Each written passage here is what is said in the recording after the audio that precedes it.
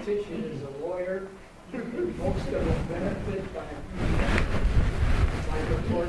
It's funny you mention that, because I tell people usually when I first meet them on the street, I say, I don't hold elective office and I'm not a lawyer. And then they say, well, where do I sign? You know, I want to get involved. But it's true. The Congress is full of lawyers. The power of the trial lawyers pack is tremendous. You know, they have quite an influence in Washington. Well, here's what we need to do. First of all, it seems to me that the states, Michigan was a state that stepped up and did quite a bit of tort reform. But under the Obamacare plan, that tort reform is now going to be gone because we've adopted a national standard. Excuse me, it's going to kill this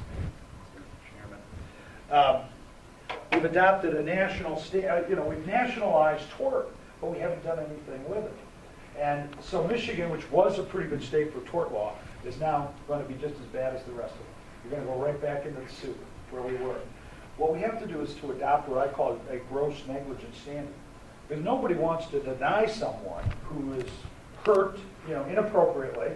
But what we don't want to do is to see this runaway determination by lawyers and in that business. I mean, all you got to do is watch TV, and they're ready for you anytime that you need them, right? Well, And we'll march down to the courthouse. I had that problem because I'm a retired dentist, and I had several nuisance suits against me. Sure. The one that most ridiculous of all was one of the things they accused me of was listening to Christian radio. That was an offense. Yeah, right. God Can you forbid. imagine? Oops. So that- Yeah. Mhm. In a Christian nation. Well, you know, This is the, and, you know, it's not going to change. You know, people are policy. And when we send these guys and gals to the state who don't share our values, who believe that listening to a Christian nation should be a cause of action in a courthouse, or a Christian radio station should be a cause of action, this is the kind of society we're going to get. So, and we're going to butt heads with the trial lawyers, Papa. I don't owe them anything. You know, I mean, you know, I know my opponent has a little relationship with them, but that's a whole other story. Yes, sir. What's the most practical solution that you've heard to this illegal alien issue? I mean, Yeah. you can build barriers, you can send them all home, you can do a whole bunch of things. There's probably some set of reasonable people that say, we kind of have to do this. What is that? Well, there are two things, it seems to me. One is we have something called E-Verify. It's a system that requires employers, and I know it's a bit of a mandate, but I think we got to get serious about this issue, where you've got to document that the worker is in fact legally in this country as a citizen, a green card from a resident, what have you. That's important because if we don't enforce that, people are coming here because of economic opportunity. You know, and if you're going to get a job here, then they're going to continue to keep coming. They're voting with their feet. But number two, the other thing I think we have to do, and there's a growing consensus for this, is to end birthright citizenship. You know, where all you got to do is to have, you know, that child on this side of the Rio Grande and not that side. This lady spent some time in Arizona. We were talking about that beforehand. Then people criticize, you know, some say, well, you know, in fact, I even had a reporter who took me to task on it. I said, well, it's in the Constitution. Well, no, the 14th Amendment to the Constitution, which was passed after the Civil War, says that you are a citizen of this country if you are born here and under the jurisdiction thereof. And I'm sorry, if you're an illegal alien and you're in this country, I don't know that you're in the jurisdiction thereof. And that was designed to protect slaves after the Civil War. This is what we have when we get these activist judges who take this kind of a language and interpret it, so now all you got to do is be over here, and that child is a citizen.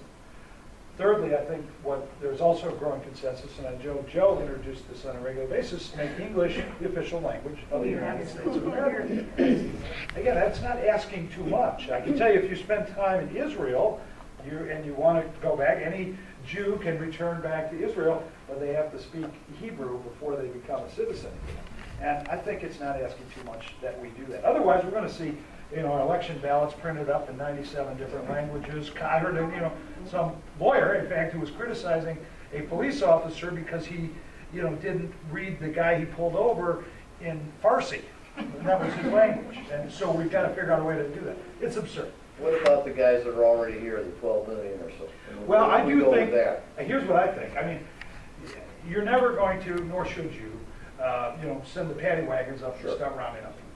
But if you do create a system where people have to be verified for employment purposes, I think if they can't work, they're not going to stay. They're going to go back to where they came from. They're going to self-deport. They're going to make that decision on their own. And so that's why I think we've got to really strengthen the laws that we have. Now, we've got to secure our borders before we start talking about, amnesty and all this other sort of business, which I'm not for. I don't know how anybody in the right mind is going to, welcome the guy who crawls through the basement window and leave the guy who's knocking at the front door standing out in the cold. Right. That doesn't make sense, does it? No. Yes, ma'am? In that regard, too, I think we need to bring some pressure on Mexico to educate their people so there are jobs in their own home Right. states. Well, I think NAFTA was partly designed for We don't do that, that. then we give them a bunch of aid. That's ridiculous. Right. And you know what? We're the welfare department for Mexico. And Mexico is as troubled a country today as almost any you'll find. If you go to El Paso, Texas, on any given night, you can hear the gunfire across the border. Kidnapping. And the kidnappings. There was the candidate for governor was assassinated not too long ago in the province just south of Texas, south of El Paso. So I think the Mexicans have got to get their house in order. We've got to insist that they do. We have to stop looking the other way. We don't want conflict, but we can't be a punching bag either. Yeah. And so I think you're absolutely onto something. But they've got to take it upon themselves in some ways to fix their problems. So, Why would they? All their problems come over Come here. yeah, they, I mean, we are their welfare department. right, and that's got to stop. And we have to And have we the have to start political a dialogue will. on that. Well, we do have to have that. And people say, well, what's the, that really doesn't affect us up in Michigan. That's a problem in Arizona and Texas and California. Well, I'll give you one very practical example how it affects all of you. We all just completed the census not too long ago, didn't we? Want to fill that out? Well, the census doesn't ask what your citizenship is. They just want to count noses. And they count every nose, legal or illegal, in states like Arizona and California, Utah, New Mexico. And the state of Michigan, we have enough trouble. People are leaving here in droves as it is because they can't find work. And now you're counting illegal immigrants in these other states. We've now gone from, in 1980, 19 members of Congress, we'll be at 14 after this. Now maybe you say hooray, well, but the problem is they're moving out west. That's right. And we've lost 5 additional influential voices that could be speaking for this state in Washington, D.C. because of this entire shift of population. Sad. Yes, you have a question. You said something that struck a chord with me when you said we have to have the political will. That's what I understand with this whole issue, the whole illegal alien issue, is that there isn't a political will in Washington to make the change. There's not. And it's a Republican problem as much as a Democratic problem. So how do It's, you handle that? Well, I think, Vote.